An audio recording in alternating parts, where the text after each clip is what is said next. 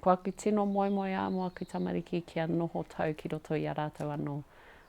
To just be themselves and to be okay with being themselves, and to have that foundation to know that whatever they choose to do, it's their choice.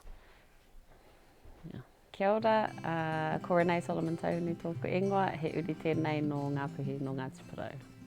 My whānau, we live in West Auckland, Tamaki Makaurau. I have 3 tamariki, my daughter who's the oldest, who's 11, I have a son who is 8, and then another son who is 5 months old.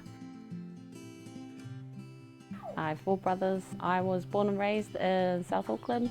We grew up in kura kaupapa, so te ao Māori was all around us. It was our normal kapahaka, te reo Māori, te ao Māori. Once I learnt about maramataka through one of my good friends, who she introduced it to us. I thought that I just wasn't getting it because I couldn't grow anything. For me, it was a little bit of a journey in understanding what was my connection to maramataka, and through that, it was more about understanding who I am and what that connection was to the taiao around me, and how I incorporate those learnings that I've been learning about myself through my tamariki as well, and making sure that they have a place where they feel most connected as well. And so, maramataka has been, I guess, more of a journey for me in terms of my parenting and how I understand and use it to guide myself and my tamariki. Yeah. When my daughter was about 1.5, near 2, I put my daughter in the car, in her car seat. Because we were in a little bit of a rush, I didn't realise that when I turned around she had reached for me. And when she reached for me, I had got her hand caught in the door and jammed her hand in the door, and I didn't realise that I had done that until I walked all the way around to the front seat.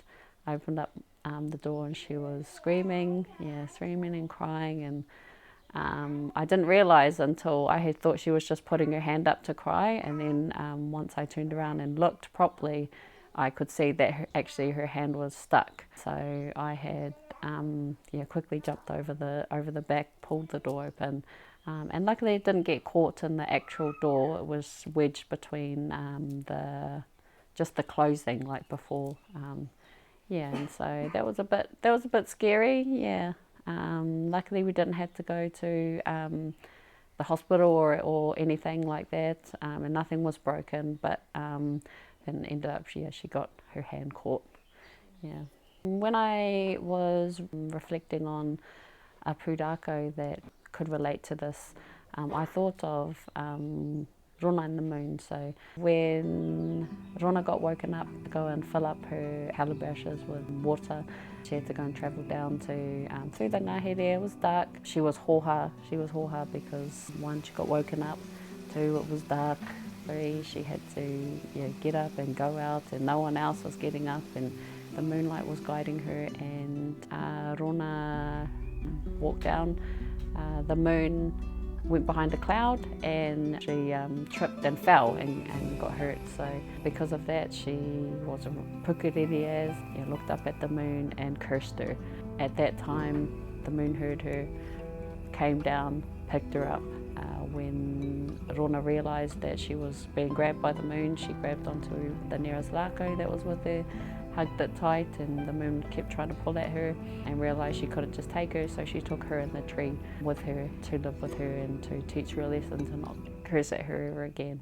So when you look at that Pūrākau, the connection around not being able to see and not seeing the dangers ahead of you, and relying on that source of safety, I guess, or that source of sight to keep yourself safe. That's what happened to me. So for a brief moment in there, my sight was not on my daughter at the time, and I didn't do a good job, I guess, in terms of keeping her safe in that situation. And once my sight was regained again, in terms of having her in my sight, I could see that she was hurt. And so that was kind of that connection in terms of maybe I wasn't Rona, but I was the moon, and for a little bit there I wasn't providing that guidance in terms of the environment that my daughter was in at that time to be able to keep her safe. My kids mean to me, yeah, they mean everything to me. They have made me who I am. They've made me better, a better version of me. They help me to keep focused on the bigger things in life. They bring meaning to our lives.